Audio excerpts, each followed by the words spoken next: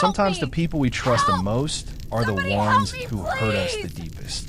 Sometimes the man who promised to love and protect you is the same man who will watch you burn. This is the story of Naomi Johnson, a woman who survived the unthinkable, and a husband who thought he could get away with murder. What you're about to hear will shock you. It will make you question everything you thought you knew about love, marriage, and trust. Because Naomi's story isn't just about survival. It's about betrayal at the highest level. It's about a man who was willing to kill his pregnant wife for money. And it's about a woman who refused to die. But here's the thing that makes this story even more twisted. Nothing was as it seemed. Not the perfect marriage everyone saw on the outside. Not the loving husband who posted sweet messages on social media. And definitely not the accident that nearly took Naomi's life. By the time you finish listening to this story, you'll understand why some women say that the most dangerous place for a woman is in her own home. You'll understand why Naomi wishes she had seen the signs earlier. And you'll understand why justice, when it finally came, was sweeter than anything she could have imagined. So, sit back and listen closely, hit the subscribe button, like, and tell me where you're listening from because this story has twists you won't see coming. This is the story of how Naomi Johnson died and came back to life. This is the story of how a husband's greed turned into his worst nightmare. This is the story of survival, revenge, and justice. And it all started on a cold November night in Atlanta, Georgia, when Naomi Johnson got into a car with a man she loved, not knowing it would be the last time she trusted him. Naomi Johnson met Marcus Hayes on a summer day in 2018 at a Starbucks in Buckhead, one of Atlanta's most upscale neighborhoods. She was 26 years old, working as a nurse at Grady Memorial Hospital, and he was 29, a financial advisor with a bright smile and expensive suit. He spilled his coffee on her white sneakers, and instead of just apologizing, he insisted on buying her a new pair. "I'm so sorry," he had said, his brown eyes filled with genuine concern. "Please, let me make this right. Those look brand new." Naomi had laughed it off. "They're just shoes. It's fine." But Marcus wouldn't take no for an answer. He took her to Lenox Square Mall that same afternoon and bought her not one, but 3 pairs of sneakers. They spent the rest of the day walking around the mall, talking about everything and nothing. By the time the sun set, Naomi felt like she'd known him her whole life. "I don't usually do this," she told her best friend, Shanice Williams, that night over the phone. "But girl, there's something different about him. He's gentle, he listens, and he's fine as hell." Shanice laughed. "Just be careful, Naomi. You know how these Atlanta men are. All that glitters ain't gold." But Naomi was already falling, and Marcus seemed perfect. He came from a good family in Stone Mountain, had a college degree from Morehouse, and was working his way up at an investment firm downtown. He took her to nice restaurants in Midtown, surprised her with flowers at the hospital, and talked about building a future together. 6 months later, on New Year's Eve, Marcus got down on one knee at Centennial Olympic Park, right in front of the fountain, and asked Naomi to be his wife. She said yes without hesitation. They got married in the spring of 2019 at a beautiful venue in Roswell, surrounded by family and friends. It was everything Naomi had dreamed of. For the first year, life was good. They moved into a 3-bedroom house in Decatur, a quiet suburb just outside of Atlanta. Naomi continued working at the hospital, and Marcus continued climbing the corporate ladder. They talked about having babies and growing old together. On the surface, everything looked perfect, but underneath, cracks were beginning to form. It started small. Marcus would come home late from work, smelling like alcohol and expensive perfume. When Naomi asked about it, he'd say he was at client dinners or networking events. She wanted to believe him. She needed to believe him. Then came the money problems. Marcus started asking Naomi for loans, $500 here, $1,000 there. He said his commissions were delayed or that he was waiting on a big bonus. Naomi, trusting her husband, would transfer money from her savings without asking too many questions. "Baby, you know I'm good for it," Marcus would say, kissing her forehead. "Once this deal closes, we'll be set for life." but the deals never seemed to close. And Marcus's behavior became more erratic. He'd disappear for hours without explanation. He'd get phone calls in the middle of the night and step outside to take them. He'd lock his phone with a new password every few weeks. Naomi's gut told her something was wrong, but every time she tried to bring it up, Marcus would flip it on her. "Why don't you trust me, Naomi? After everything I do for you, you're being paranoid. You've been watching too many of those reality shows. I work hard for this family, and this is the thanks I get. Accusations." So, Naomi stayed quiet. She pushed down her doubts and tried to be the supportive wife she thought she was supposed to be. She ignored the red flags because she loved him, because she made vows, because she believed marriage was about working through the hard times. In September of 2021, Naomi found out she was pregnant. She took the test in the bathroom at work during her lunch break, her hands shaking as she watched the 2 pink lines appear. She was terrified and excited all at once. She and Marcus had been trying for months, and now it was finally happening. She called Marcus immediately. "Baby, I have news. Can you come home early today?" "What's wrong?" Marcus sounded distracted, like he was in the middle of something. "Nothing's wrong. I want to tell you something in person. It's important." There was a long pause. Then Marcus said, "Okay, I'll be there around 7. That night, Naomi made Marcus's favorite meal: fried chicken, mac and cheese, collard greens, and cornbread. She set the table with candles and put the positive pregnancy test in a small gift box. When Marcus walked in, she could barely contain her excitement. "What's all this?" Marcus asked, looking around the dining room. "Just sit down," Naomi said, her smile so wide it hurt. "I have a surprise for you." She handed him the box. Marcus opened it slowly, his expression unreadable. When he saw the pregnancy test, he went completely still. "You're pregnant?" he said flatly. "Yes," Naomi practically shouted. "We're going to have a baby, Marcus. We're going to be parents." She expected him to jump up and hug her. She expected tears of joy and excitement. Instead, Marcus set the box down on the table and rubbed his face with both hands. "How far along are you?" he asked. "About 6 weeks. I have my first appointment next month. I can't believe this is really happening. I'm so happy." "Naomi, this isn't a good time," Marcus interrupted. The smile fell for Naomi's face. "I said this isn't a good time. I've got some stuff going on at work. Money's tight right now. I don't think we're ready for this." Naomi felt like she'd been slapped. "Money's tight? Marcus, we've been trying for a baby. This is what we wanted." "It's what you wanted," Marcus said, his voice cold. "I never said I was ready to be a father right now." The argument that followed was the worst they'd ever had. Marcus said things that cut Naomi to her core, that she was being selfish, that she should have waited, that a baby would ruin everything. Naomi cried and screamed and begged him to explain what was really going on. But Marcus just grabbed his keys and left, slamming the door behind him. He didn't come home that night, or the next night. When he finally showed up 3 days later, he acted like nothing had happened. "I'm sorry, baby," he said, pulling Naomi into his arms. "I was just overwhelmed. But I'm here now. We're going to make this work. I promise." Naomi wanted to believe him. But deep down, she knew something had changed. And she had no idea just how dangerous her husband had become. November 15th, 2021.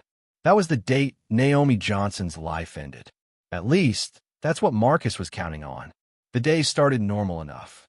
Naomi was 14 weeks pregnant now, and her morning sickness had finally started to ease up. She worked a 12-hour shift at the hospital, came home exhausted, and found Marcus in the living room watching TV.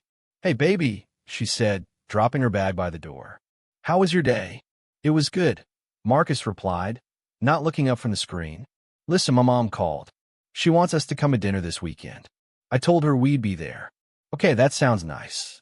Naomi kicked off her shoes and headed toward the bedroom. "I'm going to take a shower and then make something to eat. You hungry?" "Actually, I was thinking we could go out tonight," Marcus said suddenly. "There's this new restaurant in Virginia Highland I want to try." "My treat." Naomi paused. Marcus hadn't offered to take her out to dinner in months. Really? Are you sure? Yeah, come on. Get dressed. Let's have a nice night together. We haven't done that in a while. Something in his tone made Naomi's stomach tighten, but she pushed the feeling away. Maybe this was Marcus trying to make an effort. Maybe this was him finally accepting the baby and wanting to reconnect. She showered, put on a simple black dress, and they left the house around 8 p.m. The drive started fine. They took Marcus's black Nissan Altima, heading north on I-85. Marcus played music and made small talk, asking Naomi about work and her doctor's appointment that week. For a moment, it felt like old times, like the man she had fallen in love with. But then Marcus took an exit that Naomi didn't recognize. "Where are we going?" she asked, looking around at the dark, unfamiliar roads. "I thought you said the restaurant was in Virginia Highland." "I need to make a quick stop first," Marcus said, his jaw tight. "Won't take long." "A stop where?" "Just trust me, Naomi." Damn. They drove deeper into a wooded area outside of Decatur, the streetlights growing farther and farther apart. Naomi's heart started to race. She pulled out her phone to check their location, but Marcus snatched it out of her hand. "Marcus, what the hell?" Naomi shouted. "Give me my phone back." "You don't need it right now," Marcus said calmly, tucking her phone into his jacket pocket. "Stop the car," Naomi demanded, her voice shaking. "Stop the car right now, Marcus. I want to get out." "We're almost there," Marcus said, his eyes fixed on the road ahead. Naomi's mind was racing. Nothing about this made sense. Why were they out here? Why did Marcus take her phone? Where was he taking her? She reached for the door handle, thinking she could jump out at a stop sign, but Marcus had activated the child locks. "Marcus, please," Naomi begged, tears streaming down her face. "Please tell me what's going on. You're scaring me." "Everything's going to be fine," Marcus said, his voice eerily calm. "Just sit back and relax." They turned onto a dirt road, branches scraping against the sides of the car. Naomi saw nothing but darkness and trees. She tried to stay calm, tried to think of a way out, but her body was shaking uncontrollably. Finally, Marcus pulled the car to a stop in the middle of nowhere. He turned off the engine and sat there for a moment, staring straight ahead. "Marcus, talk to me," Naomi whispered. "Please, what are we doing here?" Marcus turned to look at her then, and the expression on his face made Naomi's blood run cold. There was no love there, no warmth, just cold calculation. "I'm sorry, Naomi," Marcus said quietly, "but I don't have a choice." "What are you talking about?" "A choice about what?" Marcus didn't answer. He got out of the car, walked around to the trunk, and came back with a red gas can. Naomi's entire body went numb as she watched him unscrew the cap. "Marcus, no. No, no, no. What are you doing?" Marcus opened the back door and started pouring gasoline all over the back seat. The smell was overwhelming, choking. Naomi screamed and clawed at the door, trying desperately to get out. "Marcus, please. I'm pregnant. What about our baby?" "There is no baby," Marcus said coldly, continuing to pour the gasoline. "There is no us. There's just a life insurance policy worth $500,000. And I need that money." The words hit Naomi like a freight train. This wasn't random. This wasn't a mental breakdown. Marcus had planned this. He was going to kill her. He was going to burn her alive for money. "You can't do this," Naomi sobbed. "Marcus, please. I love you. We can figure this out. Whatever you need, we can figure it out." "It's too late," Marcus said. He finished pouring the gasoline, closed the back door, and pulled out a lighter. "I'm sorry, Naomi, but you'll thank me later. You won't feel a thing." And then he flicked the lighter and tossed it through the open front window. The car exploded into flames instantly. Naomi screamed as the heat engulfed her, as the fire licked her skin and clothes. She could see Marcus through the window, backing away, watching her burn. She pounded on the glass, begging him to save her, but he just stood there. And then he turned and walked away. Naomi's survival instinct kicked in. She kicked at the window with everything she had, ignoring the pain, ignoring the smoke filling her lungs. She kicked and kicked and kicked until the window finally shattered. She threw herself through the broken glass, rolling onto the ground as her clothes burned. She screamed and rolled in the dirt, trying to put out the flames. Her skin was melting. The pain was beyond anything she'd ever imagined. But she was alive. She was still alive. Through the smoke and agony, Naomi heard the sound of a car engine starting. She looked up just in time to see Marcus driving away in a second car that had been hidden in the trees. He'd planned everything, and he'd left her here to die. But Naomi Johnson refused to die. She crawled through the dirt, away from the burning car, toward the road. She didn't know how long she crawled. Minutes. Hours. Time meant nothing. All she knew was that she had to survive. For herself. For her baby. For justice. Eventually, a pair of headlights appeared in the distance. Naomi gathered every ounce of strength she had left and dragged herself into the middle of the road. The car screeched to a stop, and a woman jumped out. "Oh my God! Oh my God! Ma'am, can you hear me?" Naomi tried to speak, but her throat was too damaged. She could only whisper one word before everything went black. "Marcus!" Naomi woke up 3 days later in the burn unit at Grady Memorial Hospital, the same hospital where she had worked as a nurse. The irony wasn't lost on her, though nothing about the situation felt ironic. Everything felt like a nightmare she couldn't wake up from. The first thing she noticed was the pain. Not just physical pain, though that was unbearable. Her entire body felt like it was still on fire. But there was also the emotional pain of knowing what her husband had done to her. What he had tried to do. The second thing she noticed was the breathing tube down her throat. She couldn't talk, couldn't scream, couldn't ask the million questions racing through her mind. She could only lie there, trapped in her own body, as nurses and doctors moved around her room. A familiar face appeared above her. It was Lisa Chun, one of the doctors Naomi had worked with before. Lisa's eyes were filled with tears. "Naomi, honey, can you hear me? Blink if you can understand what I'm saying." Naomi blinked. "Good. That's good. You're in the ICU. You were in a car fire. You've been here for 3 days. You're badly burned, but you're alive. You're going to make it. Do you understand?" Naomi blinked again, tears streaming down the parts of her face that could still feel. "Your baby is okay," Lisa continued, her voice breaking. "We did an ultrasound. The baby is still there, still fighting just like you." Naomi closed her eyes, overwhelmed with relief and horror all at once. Her baby was alive. She was alive. But Marcus had tried to kill them both. Over the next few days, Naomi learned the extent of her injuries. Second and third-degree burns covered 40% of her body, mostly on her arms, legs, and back. Her face had been partially burned, but not as severely as it could have been because she'd covered it with her arms while trying to escape. She'd need multiple skin graft surgeries. She'd need months of physical therapy. And she'd carry the scars for the rest of her life. But she was alive. Once the breathing tube was removed, Naomi's first visitor was Detective Raymond Cooper from the DeKalb County Police Department. He was a tall black man in his 50s with kind eyes and a serious demeanor. "Mrs. Hayes," he said gently, sitting down beside her hospital bed. "I'm Detective Cooper. I know you've been through hell, but I need to ask you some questions about what happened that night. Can you do that for me?" Naomi's voice was raspy and weak, but she forced the words out. "My husband, Marcus Hayes, he did this to me." Detective Cooper's expression didn't change, but he wrote something in his notebook. "Can you tell me what happened?" From the beginning, Naomi told him everything. About the suspicious dinner invitation. About Marcus driving to the middle of nowhere.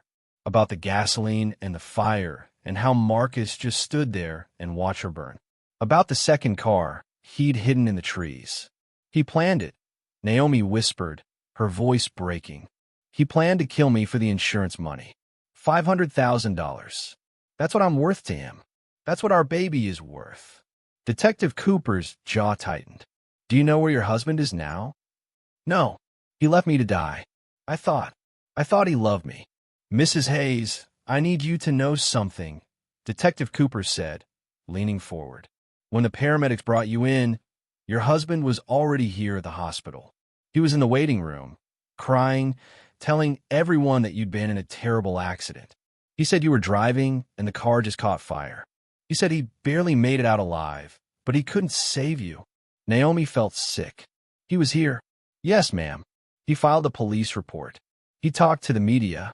He set up a GoFundMe for your medical expenses. On the outside, he's playing the devastated husband. But I've been doing this job for 25 years, Mrs. Hayes. And I know a liar when I see one. We're going to get him. I promise you that. Detective Cooper kept his word. Within hours of Naomi's statement, officers arrested Marcus Hayes at his mother's house in Stone Mountain. The news spread like wildfire. The handsome financial advisor who'd been all over the news, crying about his wife's accident, was now being charged with attempted murder, arson, and insurance fraud. But Marcus didn't confess. Not at first. He hired an expensive lawyer named Jeffrey Steinberg, a man known for getting guilty people off on technicalities. In his first interview with the police, Marcus stuck to his story. I don't know what my wife told you, but she's been under a lot of stress with the pregnancy, Marcus said calmly, his lawyer sitting beside him. We were on our way to dinner when the car started smoking. I pulled over, and before I could figure out what was wrong, the whole thing went up in flames. I tried to get Naomi out, but the fire was too intense. I barely made it out myself. I'm devastated by what happened. Then why did you leave the scene? Detective Cooper asked. I didn't leave the scene. I flagged down a passing car, and they drove me to the hospital. I was in shock. I wasn't thinking clearly. That's interesting, Detective Cooper said, sliding a piece of paper across the table. Because we have a witness who says they saw you in a second vehicle. A silver Toyota Camry, registered to a woman named Jasmine Rodriguez. Want to tell me about that? Marcus's face went pale. His lawyer whispered something in his ear, and Marcus said, I want to stop talking now. But the evidence kept piling up. Police found the silver Camry registered to Jasmine Rodriguez, a 23-year-old bartender from Midtown. When they brought her in for questioning, she broke down within minutes. I didn't know he was going to hurt anyone. Jasmine sobbed. Marcus told me his wife was abusive. He said she was trying to trap him with a baby. He said he needed to get away from her, but she wouldn't let him go. He asked me to park a car for him so he could leave her. That's all. I didn't know he was going to set her on fire. Detective Cooper looked at her with disgust. How long have you been sleeping with Marcus Hayes? Jasmine wiped her eyes. About a year. He said he was going to leave his wife and be with me. He said once he got the insurance money, we could start a new life together. And there it was. The full picture. Marcus Hayes wasn't just trying to kill his wife. He'd been planning it for months, with the help of his mistress, because he wanted the insurance money to start a new life with another woman. When Naomi heard about Jasmine, something inside her shattered. The betrayal was so deep, so complete, that she didn't think she could survive it. Not the fire, not the burns, but this knowledge that the man she loved had been planning her death while sleeping with someone else. This was the thing that nearly destroyed her. Shanice came to visit her in the hospital every single day. She held Naomi's bandaged hand and cried with her and promised her that justice would come. He's going to pay for this, Naomi, Shanice said fiercely. I promise you. He's going to pay for everything he did. But Naomi wasn't sure justice was enough, because no amount of prison time could give her back her old life. No amount of punishment could erase the scars on her body or the trauma in her mind. No amount of revenge could make her feel safe again. Or so she thought, because what Naomi didn't know yet was that Marcus Hayes had made one critical mistake, and that mistake was about to change everything. While Naomi was fighting for her life in the hospital, Detective Cooper was building an airtight case against Marcus Hayes. And the more he dug, the more he realized that Marcus's plan hadn't been nearly as clever as Marcus thought. Marcus's first mistake was the life insurance policy. 3 months before the fire, Marcus had increased Naomi's life insurance from $100,000 to $500,000. He'd done it without telling her, forging her signature on the documents. Why would a man increase his pregnant wife's life insurance right before trying to kill her? Detective Cooper asked the assistant district attorney, a sharp woman named Keisha Morgan. Because he's an idiot, that's why. The second mistake was Jasmine Rodriguez. She wasn't just Marcus's mistress. She was his accomplice, whether she fully understood it or not. And when the police pressured her with the possibility of being charged as an accessory to attempted murder, Jasmine gave them everything. She told them about the burner phone Marcus had used to communicate with her. She told them about the multiple times Marcus had driven her out to that same wooded area to scout locations. She even had text messages where Marcus talked about the plan and making it look like an accident. But the third mistake was the biggest one, and it came from someone Naomi never expected. Marcus's mother, Patricia Hayes. Patricia Hayes was a 62-year-old retired school teacher who lived in Stone Mountain. She'd always been kind to Naomi, welcoming her into the family with open arms.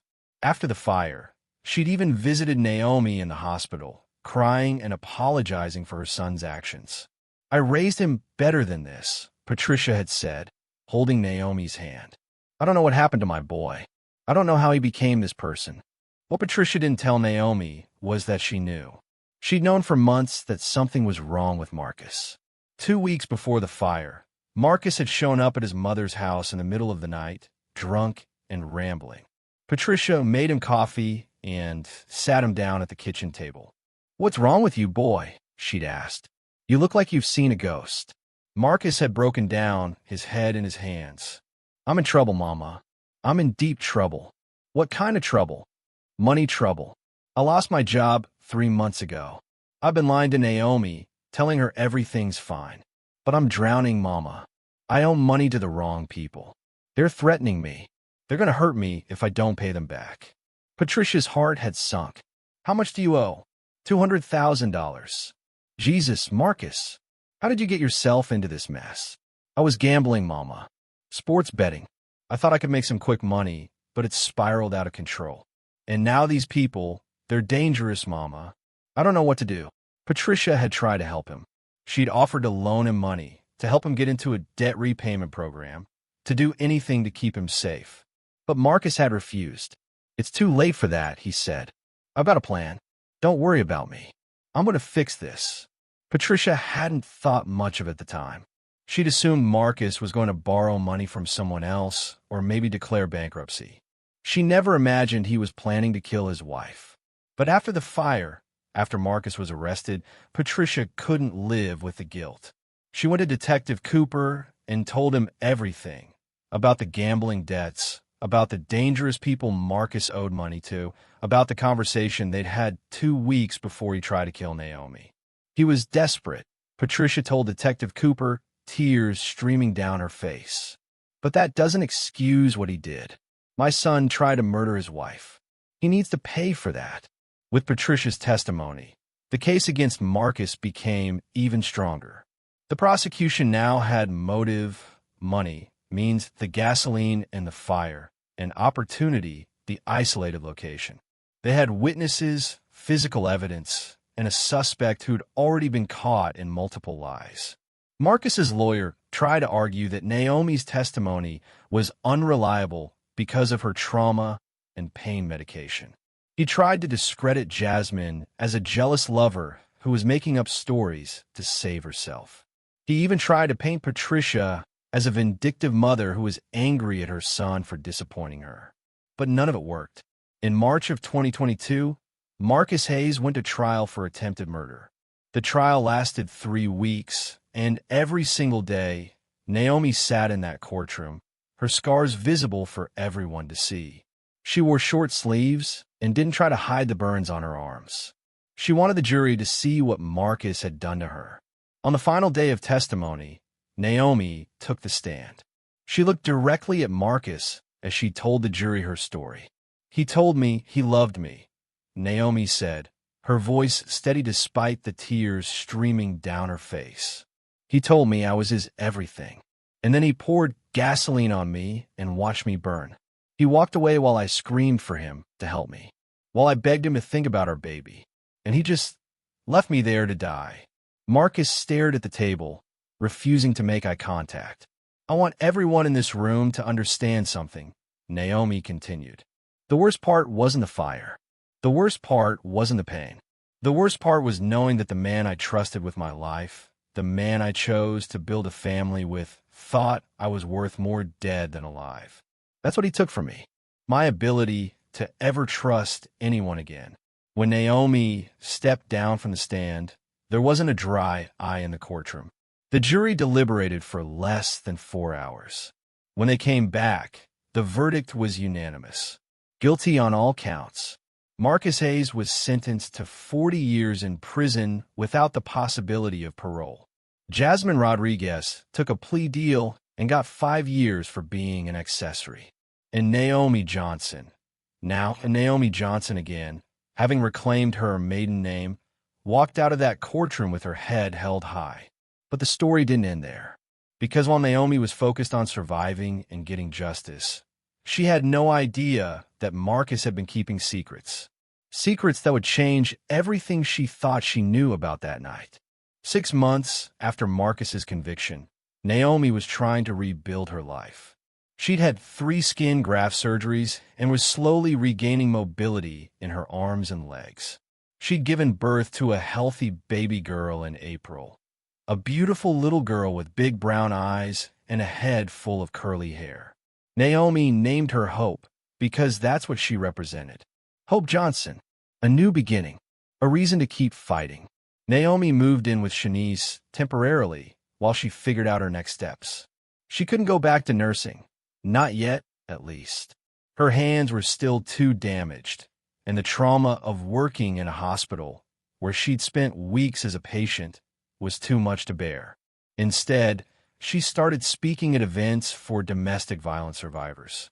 She shared her story with other women who'd been betrayed and hurt by the men they loved. And slowly, painfully, she started to heal. But then something strange happened. One evening in September, Naomi received a phone call from an unknown number. She almost didn't answer, but something told her to pick up. Hello, is this Naomi Johnson? The voice on the other end was male, older, with a slight Southern accent. Who's asking? My name is Robert Caldwell. I'm a private investigator from Birmingham, Alabama. I've been working on a case that involves your ex-husband, Marcus Hayes. Naomi's heart started pounding. What case? Marcus is in prison. What more could there be? That's what I need to talk to you about, ma'am. Can we meet? There's something you need to know about what happened that night. Something that didn't come out in the trial. Naomi met Robert Caldwell at a coffee shop in Little Five Points 2 days later. He was a man in his 60s, with gray hair and a weathered face that suggested he'd seen a lot in his lifetime. He ordered both coffee and pulled out a thick manila folder. Before I show you this, I need to know something, Robert said. How much do you know about Marcus's finances? About the people he was involved with? I know he owed money to some dangerous people. Gambling debts. That's what his mother testified to. Robert nodded slowly. That's part of the story, but it's not the whole story. He opened the folder and pulled out several photographs. They showed Marcus meeting with various men in suits at restaurants, parking lots, and office buildings. In some of the photos, Marcus was handing over envelopes. In others, he was receiving them. Who are these people? Naomi asked. Loan sharks, money launderers, and in one case, a suspected member of organized crime out of Miami. Your ex-husband wasn't just gambling, Mrs. Johnson. He was involved in something much bigger. Naomi felt sick. What do you mean? Robert pulled out more documents, bank statements, wire transfers, emails. Marcus was working as a financial advisor, right? Well, it turns out he was doing a lot more than advising. He was helping these men move dirty money through legitimate investment accounts. He was taking a cut in every transaction. For a while, it was lucrative. He was making good money. So why did he need to kill me for insurance money?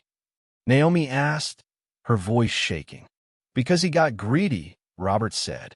He started skimming off the top, taking more than his cut. When his bosses found out, they came after him. The $200,000 he owed? That wasn't from gambling. That was what he'd stolen from them. And they wanted it back with interest.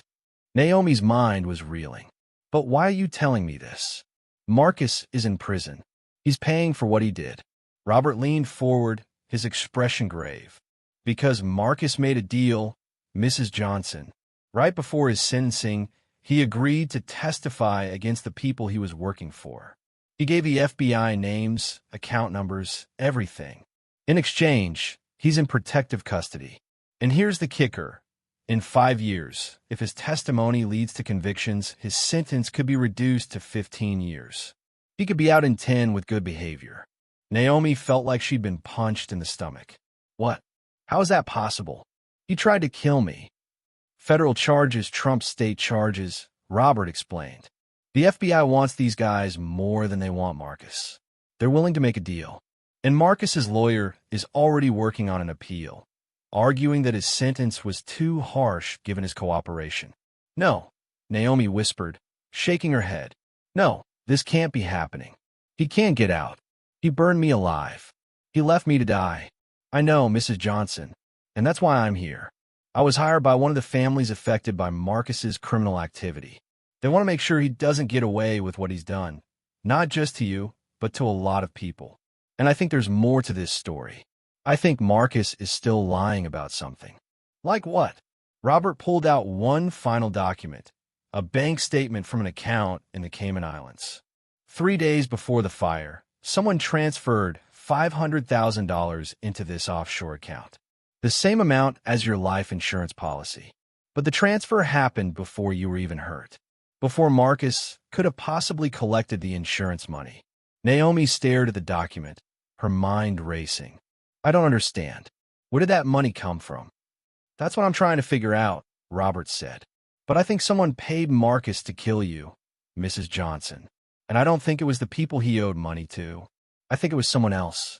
Someone who wanted you dead for a completely different reason. The revelation that someone might have paid Marcus to kill her sent Naomi spiraling. She couldn't eat, couldn't sleep. Every time she closed her eyes, she saw Marcus's face as he walked away from the burning car. But now that image was joined by a new question. Who else wanted her dead? Robert Caldwell continued his investigation, and Naomi became obsessed with finding answers. She started going through old emails, text messages, photos, anything that might give her a clue about who could have wanted her dead. Shanice was worried about her. Naomi, you need to let the professionals handle this. You've been through enough. Focus on hope. Focus on healing. But Naomi couldn't let it go. Someone paid $500,000 to have me killed. Shanice. That's not random. That's personal. I need to know who. She started making a list of everyone in her life who might have had a reason to want her gone. It was a short list because Naomi had always been a good person.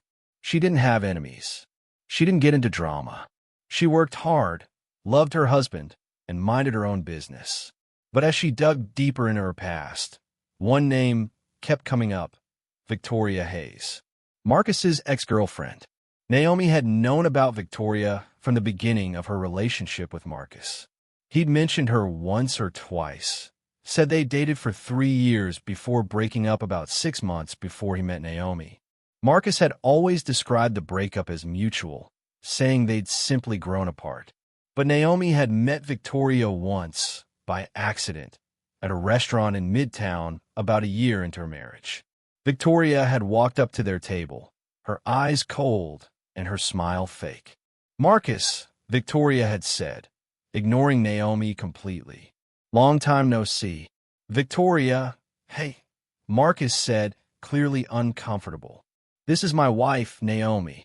Wife, Victoria had repeated, finally looking at Naomi. How nice. I hope you're treating him well. Marcus has very specific needs, you know. The comment had been weird, but Naomi had brushed it off as jealousy from an ex. They'd never seen Victoria again after that night. Until now, Naomi told Robert about Victoria, and he immediately started digging. What he found was disturbing. Victoria Montgomery, her full name, came from old money. Her family owned a chain of luxury hotels across the Southeast. She'd grown up in Buckhead, gone to private schools, and was used to getting everything she wanted, including Marcus.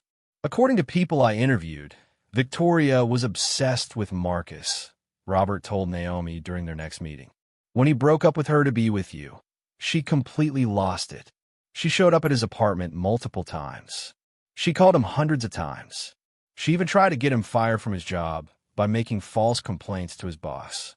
Marcus never told me any of this, Naomi said, her stomach churning. He probably didn't want to scare you.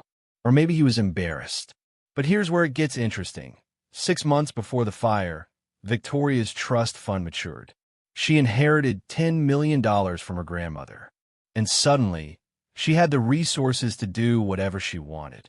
You think she paid Marcus to kill me? I think it's possible. Victoria had motives. She wanted you out of the way so she could have Marcus back.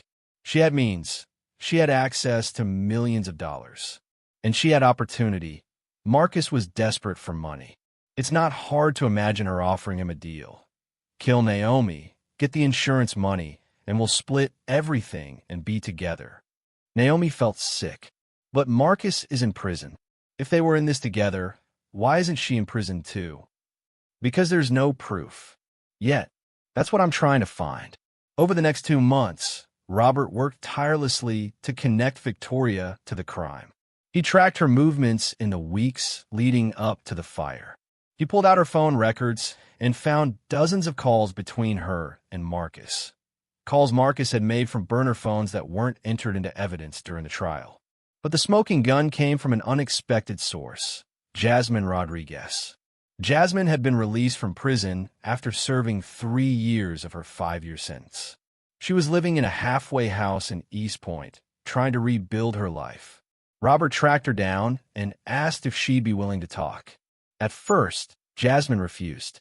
I already told the police everything I knew. I don't want anything to do with Marcus or that situation anymore. But when Robert mentioned Victoria's name, Jasmine's demeanor changed. Wait, Jasmine said. Tall, light-skinned woman, always dressed like she's going to a fashion show. That sounds like her. Jasmine's hands started shaking. I saw her, about 2 months before the fire. She came to the bar where I worked. She sat down and ordered an expensive glass of wine, and then she started asking me questions about Marcus. Personal questions, like how long we'd been seeing each other, whether I thought he really loved me, or whether I knew about his wife. What did you tell her? I told her to mind her own business, but she kept pushing. Finally, she slid an envelope across the bar and told me to give it to Marcus. She said it was important. She said it would change both of our lives. Did you give it to him? Yeah, I gave it to him that night. Marcus opened it, read whatever was inside, and his whole face went pale. I asked him what it was, but he wouldn't tell me. He just said, "These changes everything." 2 weeks later, he asked me to help him with the car. And a month after that, Naomi was on fire. Robert recorded Jasmine's statement and took it straight to Detective Cooper and the district attorney. With this new evidence, they reopened the investigation, this time focusing on Victoria Montgomery. But when police went to Victoria's penthouse apartment in Buckhead to bring her in for questioning, she was gone. Her bank accounts had been emptied. Her phone was disconnected. She'd vanished without a trace. She knew we were coming. Detective Cooper told Naomi grimly. Someone tipped her off? How was that possible? I don't know. But Victoria Montgomery is gone, and we have no idea where she is. We've issued a warrant for her arrest, but if she's left the country, it could take years to find her. Naomi felt her hope crumbling. So, if she gets away with it, she paid to have me killed, and she just gets to disappear? We're not giving up, Detective Cooper promised. We'll find her. It might take time, but we'll find her. But time was something Naomi was running out of. Because while everyone was focused on finding Victoria, no one noticed the real danger that was creeping closer. Life slowly returned to a fragile kind of normal. Naomi continued her physical therapy, continued speaking at events, and continued being a mother to Hope, who was now an energetic 2-year-old with her mother's smile and her father's eyes, something that both comforted and haunted Naomi. It was December 2023, more than 2 years after the fire, when Naomi got a call that made her blood run cold. Mrs. Johnson, this is Warden Mitchell from Phillips State Prison. I'm calling to inform you that Marcus Hayes was attacked this morning by another inmate. He's been transported to the hospital. He's in critical condition. Naomi's first emotion was shock. Her second was guilt for the small part of her that felt satisfaction. Is he going to survive? We don't know yet, but he's been asking you. He says he needs to tell you something. Something urgent. I'm not going to see him. Mrs. Johnson, I understand your hesitation, but he says it's about your safety. He says you're in danger. Those words changed everything. Against her better judgment, against Shanice's loud protests, Naomi drove to Grady Memorial Hospital the next day to see the man who tried to kill her. Marcus was in the ICU, handcuffed to the bed, with a prison guard standing outside the door. He'd been stabbed multiple times in the chest and abdomen. When Naomi walked into the room, Marcus's eyes filled with tears. "Naomi," he whispered, his voice weak. "You came. The warden said I'm in danger. Talk." Marcus tried to sit up, but winced in pain. "I deserve this. Everything that's happened to me, I deserved it. But you don't deserve what's coming." "What are you talking about?" "Victoria. She didn't just want you dead because of jealousy. There's more to it. Something I never told anyone." Naomi crossed her arms, her heart pounding. "I'm listening." Marcus took a shaky breath. 5 years ago, before I even met you, I witnessed something. Victoria and her family, they're not just hotel owners. They're into some dark stuff. Money laundering, yes, but also trafficking. I saw something I wasn't supposed to see at one of their properties. I saw them moving girls, young girls, through one of their hotels in Miami. Naomi felt sick. "You're lying." "I'm not. I swear on everything, I'm not lying." Victoria's family is connected to a trafficking ring that operates through their hotels. When I tried to break up with Victoria, she threatened me. She said if I ever told anyone what I saw, her family would kill me and everyone I loved. That's why I stayed with her for so long. I was terrified. "Then why did you break up with her?" "Because I met you," Marcus said, tears streaming down his face. "Because for the first time in my life, I felt like I could be brave. I thought if I had just disappeared from Victoria's life, if I married someone else and started over, maybe she'd leave me alone. But I was wrong. So, you're telling me Victoria didn't just pay you to kill me out of jealousy? She wanted me dead because I was a witness to you being a witness?" "No," Marcus said. "You were never supposed to be part of this. But when you got pregnant, everything changed. Victoria saw an opportunity. She came to me and said if I didn't get rid of you, her family would kill all 3 of us, you, me, and the baby. She offered me the money as incentive, but it was really a threat. Do it or die." Naomi's mind was reeling. "Why didn't you just go to the police?" "Because they own the police." Marcus shouted, then groaned in pain. "Victoria's family has connections everywhere.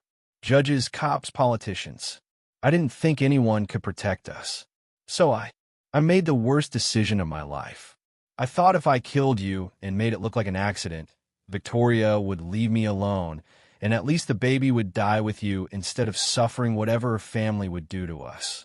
"You're insane," Naomi whispered. "You're absolutely insane." I know I am. But Naomi, you have to listen to me.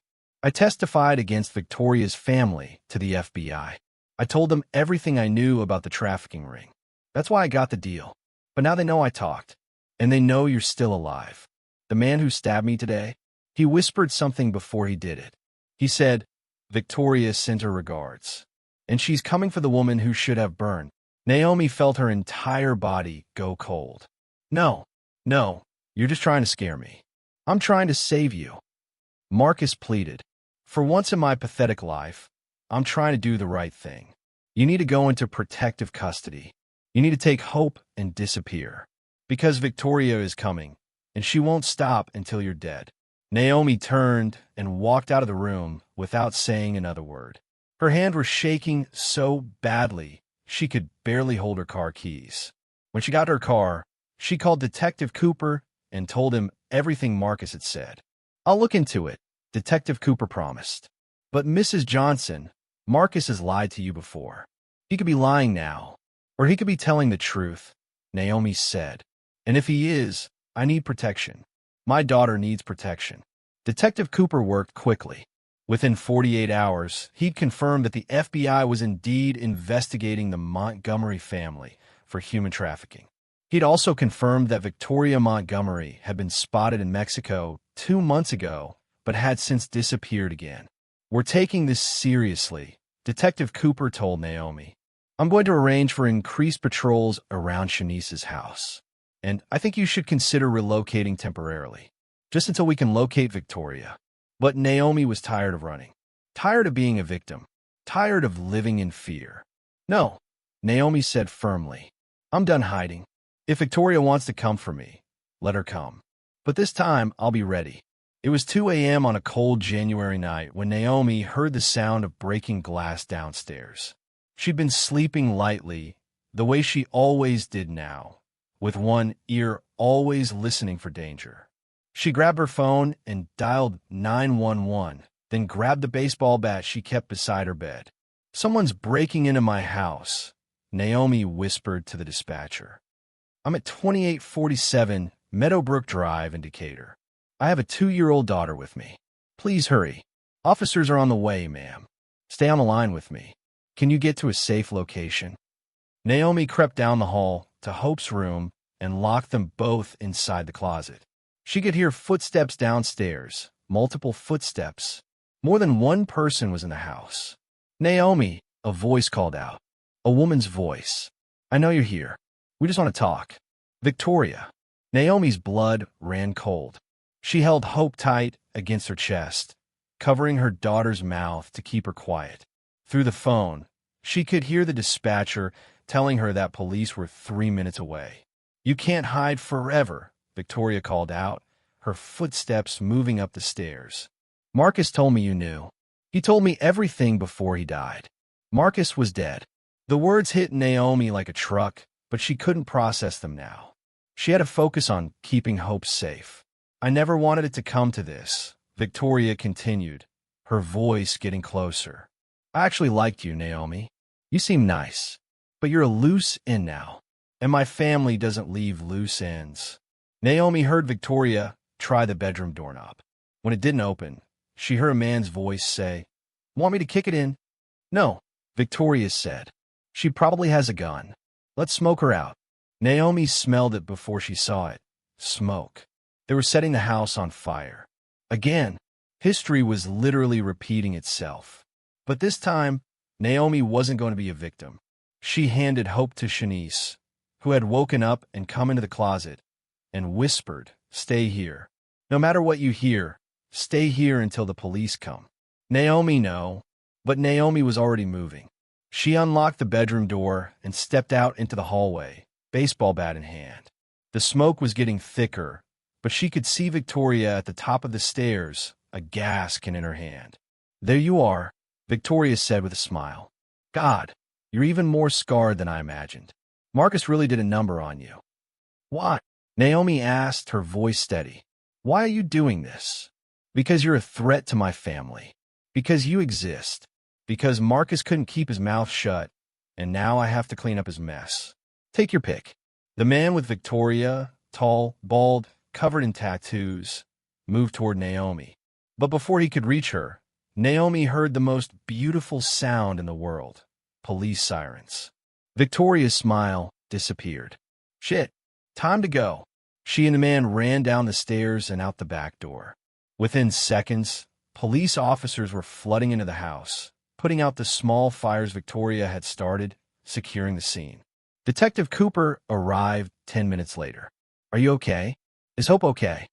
"We're fine," Naomi said, though her hands were still shaking. "Did you catch them?" "Officers are searching the area now. We'll find them, Mrs. Johnson. I promise you that." But they didn't find them.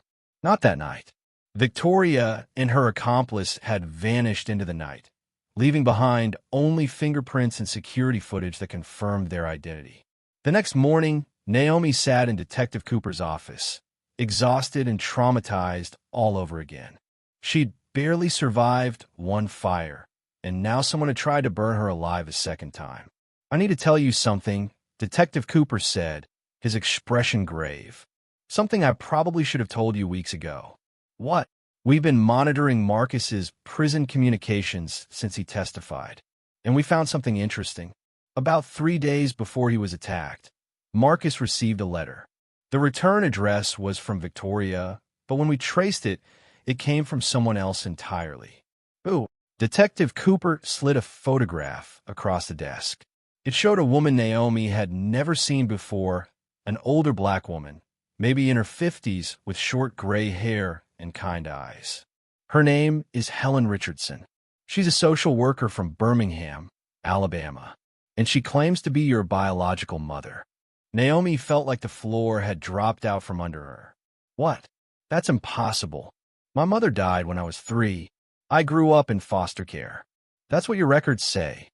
Detective Cooper confirmed. But Helen Richardson has been trying to find you for 20 years. She says she's been searching for her daughter, who was taken from her by the state when she was going through a mental health crisis. She says your name used to be Nicole Richardson before it was changed. Naomi couldn't breathe. Why are you telling me this now? What does this have to do with Victoria? Because Helen Richardson is Victoria Montgomery's aunt. Victoria's mother and Helen are sisters, which means if Helen is telling the truth, you and Victoria are cousins. The revelation hit Naomi like a bomb. She sat there in stunned silence, trying to process what she was hearing. The woman who tried to kill her twice was her cousin? There's more, Detective Cooper said gently. Helen claims that Victoria knows about your connection. She claims Victoria has known from the beginning, since before Marcus even met you. Helen thinks that's why Marcus targeted you specifically, because Victoria asked him to. But why? Naomi whispered. If we're family, why would she want me dead? Money, Detective Cooper said. Helen is the matriarch of the Montgomery family. She controls the family fortune, the hotels, the investments, everything. And in her will, she's left everything to her biological children and grandchildren. If you're her daughter, you're entitled to half of everything, which means Victoria would lose millions. Naomi's mind was spinning. This couldn't be real. None of this could be real. Helen wants to meet you, Detective Cooper continued. She's been begging us to arrange a meeting. She says she can explain everything. She says she can prove you're her daughter. I don't want to meet her, Naomi said immediately. I don't want anything to do with any of these people. They're all monsters. I understand. But Naomi, if Helen is telling the truth, she might be the key to stopping Victoria. She has information about the family business. She's willing to testify. She wants to help you. Naomi stood up, her decision made. Then tell her to testify. Tell her to help the FBI take down Victoria and the entire Montgomery family. But I don't want to meet her. I don't need a mother. I've survived this long without one. She walked out of the police station, got in her car, and drove straight to Shanice's house where Hope was waiting. She held her daughter tight and cried for hours, not just for the trauma of the fire, but for the revelation that her entire life had been a lie. Her mother wasn't dead. Her cousin had tried to kill her twice, and the man who'd set her on fire was dead, taking some of his secrets with him. But here's what nobody knew yet. Here's the twist that would change everything one final time. Naomi had lied to Detective Cooper. She'd lied when she said she didn't want to meet Helen Richardson, because deep down, in a place she barely wanted to acknowledge, Naomi desperately wanted to know the truth, and she was willing to risk everything to find it. 2 weeks later, Naomi found herself sitting in a small diner in Birmingham, Alabama, waiting for a woman she'd never met, but who claimed to be her mother. She'd driven 3 hours from Atlanta without telling anyone. Not Shanice, not Detective Cooper, nobody. This was something she needed to do alone. Helen Richardson walked through the door at exactly noon. She was shorter than Naomi had imagined, with warm brown eyes that immediately filled with tears when she saw Naomi. "Nicole," Helen whispered, her hand going to her mouth. "My baby girl. You're all grown up. My name is Naomi," Naomi said firmly. "And I'm only here for answers. Nothing else." Helen nodded, wiping her eyes as she sat down across from Naomi. "Understand. You have every right to be angry with me." "I'm not angry," Naomi said, though that wasn't entirely true. "I'm confused. The state told me my mother was dead. It told me I had no family. And now you're telling me that was all a lie? It wasn't entirely a lie, Helen said sadly. I had a complete mental breakdown when you were 3 years old. I was diagnosed with severe postpartum depression and psychosis. I was hospitalized for 6 months. During that time, child services took you away. And when I got out, when I was better, they told me you'd been adopted. They said it was best if I didn't try to find you, that you'd moved on with a new family. But I wasn't adopted, Naomi said, her voice breaking. I grew up in foster care. I bounced from home to home until I aged out at 18. Where were you? I was looking for you. Helen cried. I searched for 20 years, Nicole, Naomi. I hired private investigators. I filed petitions with the courts. But the adoption records were sealed. I had no way of finding you. Until last year when I saw your story on the news. The woman who survived the car fire. And when they showed your picture, I knew. I knew you were my daughter. Naomi felt tears streaming down her face, but she didn't wipe them away. How did Victoria know? Helen's expression darkened. I made a mistake. When I saw you on the news, I was so excited that I told my sister, Victoria's mother, Diane. I thought she'd be happy for me. I thought she'd help me find you.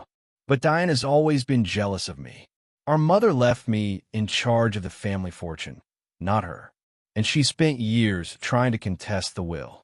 So, when Diane found out about me, she told Victoria. And Victoria, who's just as greedy and cruel as her mother, decided that you were a threat. If you came into the family, you'd be entitled to half of everything I own. Millions of dollars. Multiple properties. Victoria couldn't let that happen. So, she got Marcus to kill me. Naomi said, the pieces finally falling into place. But how did she even know about Marcus? How did she find him? Helen looked down at her hands. That's the part I'm most ashamed of. When I found out you were married, I hired someone to investigate your husband. I wanted to know if he was treating you well, if you were happy. The investigator discovered that Marcus was in financial trouble, that he owed money to dangerous people. And somehow, I still don't know how, Victoria got access to that report. She used it against him. She blackmailed him, Naomi said. She told him she'd hurt me and the baby if he didn't do what she wanted. So, he agreed to kill me to save me. How twisted is that? I'm so sorry, Helen said, reaching across the table to take Naomi's hand. This is all my fault. If I kept my mouth shut, if I'd never told Diane about you, none of this would have happened. Naomi pulled her hand away. You're right. It wouldn't have happened. But you know what else wouldn't have happened? I wouldn't have survived that fire if I didn't have hope to fight for. I wouldn't have found the strength to testify against Marcus. I wouldn't have become the woman I am today. So yeah, this is partially your fault. But it's also partially your fault that I'm still alive. Helen smiled through her tears. You're strong.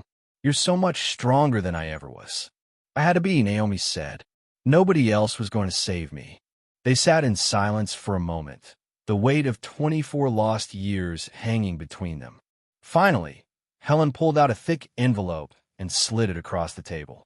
This is everything I have on Victoria and Diane, Helen said. Bank records, emails, phone records. Everything the FBI needs to build a case against them. I've already given copies to the authorities, but I wanted you to have this too. So, you know I'm telling the truth. Naomi opened the envelope and flipped through the documents. There were bank transfers from Diane to Victoria totaling over $1 million. There were emails discussing the Naomi problem and how to eliminate the threat. There were even transcripts of recorded phone calls where Victoria explicitly talked about hiring someone to kill Naomi. This is enough to put them away for life, Naomi said, her voice hollow. I hope so, Helen said. I hope they rot in prison for what they did to you. To us. There's one more thing I need to know, Naomi said, looking up at Helen. Why now? Why are you helping me now? If you've known who I was for over 2 years, why didn't you come forward sooner? Helen's face crumpled. Because I was a coward. Because I was afraid of losing my relationship with my sister and my niece. Because I thought maybe I could convince Victoria to leave you alone without getting the authorities involved. But after the second fire, After they tried to kill you and your baby in your own home, I realized I couldn't stay silent anymore. Some things are more important than family, and justice is one of them. Naomi stood up, gathering the envelope. Thank you for this, but I need you to understand something. You're not my mother.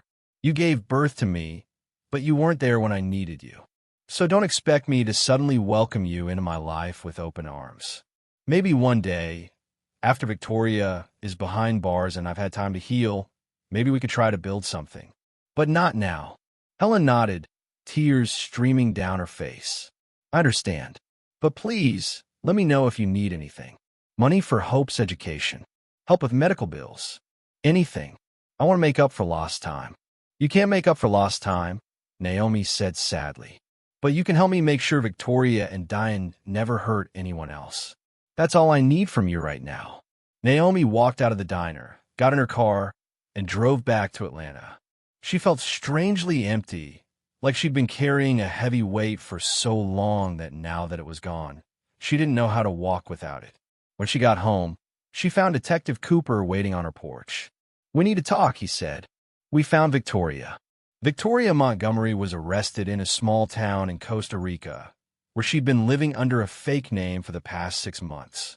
The Costa Rican authorities extradited her back to the United States, where she faced multiple charges: attempted murder, arson, conspiracy, and human trafficking. Diane Montgomery was arrested the same day at her mansion in Buckhead. She tried to claim she had nothing to do with Victoria's actions, but the evidence Helen provided proved otherwise. Diane had funded everything: the payments to Marcus, the hired hitman who'd accompanied Victoria to Naomi's house, even the lawyers who were supposed to help Victoria disappear permanently. The trial began in June of 2024 and lasted 6 weeks. It was a media circus. The story of a woman who survived being burned alive by her husband, only to discover that her own cousin had orchestrated the whole thing, captivated the nation. Naomi testified for 3 days straight. She told the jury everything: about the first fire, about the second fire, about Marcus's confession, about Helen's revelations. She held nothing back. Victoria sat at the defense table, stone-faced and silent, refusing to show any emotion. Diane cried constantly, playing the role of the devastated mother who'd been manipulated by her daughter. But nobody was buying it. On the final day of testimony, the prosecution played a recording that broke the case wide open. It was a phone call between Victoria and Diane, recorded 3 days before the second fire. "Victoria, she's not going to stop digging, Mom. She knows too much," Diane replied. "So what do you want to do?" Victoria responded. "The same thing we should have done the first time. Finish the job," Diane replied. "And if you get caught?" Victoria responded, "I won't. I'm smarter than Marcus was." The jury deliberated for less than 2 hours. Victoria Montgomery, guilty on all counts, sentenced to life in prison without the possibility of parole. Diane Montgomery, guilty on all counts, sentenced to 40 years in federal prison. When the verdicts were read, Naomi felt something she hadn't felt in 3 years. Peace. It wasn't complete peace. She still had nightmares about the fire. She still flinched when she smelled gasoline. She still struggled to trust people. But it was a start. After the trial, Naomi stood on the courthouse steps and gave a statement to the press. "My name is Naomi Johnson," she said, her voice steady. 3 years ago, my husband left me to die in a car fire. I survived, and I made a promise to myself that day. I promised that I would not let what happened to me define me. I promised that I would fight for justice, not just for myself, but for every woman who's been betrayed by someone they trusted. She paused, looking directly into the cameras. Today, justice was served. Marcus Hayes is dead. Victoria Montgomery will spend the rest of her life in prison. Diane Montgomery will die behind bars. And I'm still here. I'm still standing. I'm still fighting. That's what survival looks like. The reporters erupted with questions, but Naomi walked away without answering them. She'd said everything she needed to say. 2 years later, Naomi stood in front of a classroom at Georgia State University, teaching a course on trauma recovery and resilience. She'd gone back to school, got her master's degree in social work, and now spent her days helping other survivors find their voice. Hope, her daughter, is now 4 years old now, happy and healthy and completely unaware of the darkness that surrounded her birth. Naomi planned to tell her the truth one day, when she was old enough to understand. But for now, Hope just knew that her mommy was strong, that her mommy loved her, and that they were safe. Naomi had also started a nonprofit organization called Phoenix Rising, which provided support and resources to domestic violence survivors. The organization had helped hundreds of women leave abusive situations, find safe housing, and rebuild their lives. And Helen? Helen had kept her distance, respecting Naomi's boundaries. But she sent cards on Hope's birthday and Christmas. She deposited money into a trust fund for Hope's education. And once a month, she'd send Naomi a letter, never asking for anything, just sharing small details about her life and telling Naomi that she was proud of her. Slowly, painfully, Naomi started responding to those letters. They met for coffee every few months, always in neutral territory, always with clear boundaries. It wasn't a mother-daughter relationship, not in the traditional sense. But it was something. It was a start. Shanice remained Naomi's rock through it all. She'd stood by Naomi through the fires, the trials, the revelations, and the healing. She was Hope's godmother, Naomi's best friend, and the sister Naomi had never had by blood, but had found in loyalty. As for the scars, the physical ones that covered Naomi's arms and legs, she wore them proudly now. They were a reminder of what she'd survived. They were proof that she was stronger than the man who'd tried to destroy her, stronger than the family who'd wanted her dead, stronger than the pain that had tried to break her. On the 3rd anniversary of the fire, Naomi drove out to the spot where it had happened. The county had cleared the area, and now it was just an empty field with wildflowers growing in the dirt where her husband had tried to kill her. She stood there for a long time, remembering that night, remembering the fear, the pain, the betrayal, but also remembering the strength she'd found, the will to survive, the determination to make sure it meant something. She pulled out her phone and called Detective Cooper, who had become a friend over the years. "Hey, Naomi," he answered warmly. "How are you doing today?" "I'm good," Naomi said, and she meant it. "I'm really good. I just wanted to say thank you for believing me when nobody else did, for fighting for justice when it seemed impossible, for never giving up. That's what we do," Detective Cooper said. "That's what justice looks like. Making sure people like you get to tell their stories, and people like Marcus and Victoria pay for what they've done." "Marcus is paying," Naomi said softly. "He paid with his life. And Victoria and Diane, they're paying with their freedom. Every single day they sit in those prison cells, they're paying for what they did to me." "You're damn right they are," Detective Cooper agreed. "And Naomi, I'm proud of you. Not many people could have survived what you went through, let alone turned it into something positive. You're an inspiration." After they hung up, Naomi stood in that field for a few more minutes. Then she got back in her car and drove home to Hope, who was waiting for her with Shanice, probably covered in paint or Play-Doh or whatever messy activity they'd gotten into. That night, after Hope was asleep, Naomi sat down at her laptop and started writing. She'd been thinking about writing a book for months now, a full account of everything that had happened to her. Not for fame or money, but so other women would know they weren't alone. So they'd know that survival was possible. So they'd know that justice, though it might take time, was worth fighting for. She titled the first chapter, "The Night I Died and Came Back to Life." And as she typed, Naomi realized something profound. Marcus had tried to erase her. Victoria had tried to destroy her. The fire had tried to consume her. But here she was, still breathing, still fighting, still living. They had failed. All of them had failed. Because Naomi Johnson was a survivor. And nothing, not fire, not betrayal, not evil, could take that away from her. But there was one last secret that Naomi hadn't shared with anyone. One last piece of the puzzle that she kept locked away in her heart. 3 months after Victoria and Diane were sentenced, Naomi received a letter in the mail.